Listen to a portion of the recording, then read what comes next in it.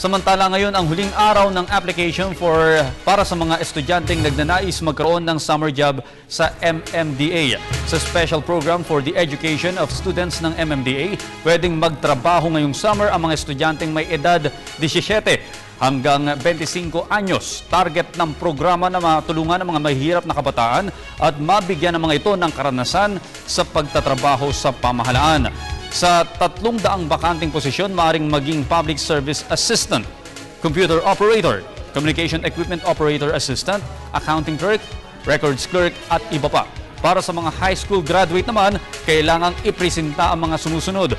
Kopya ng Form 138. May markang hindi bababa sa 75%. Para naman sa mga out-of-school youth, magdala lang ng Certificate of Good Moral Character, opisina ng barangay. Narito ang iba pang requirements, yung katulad ng kopya ng birth certificate, kopya ng latest income tax return ng mga magulang.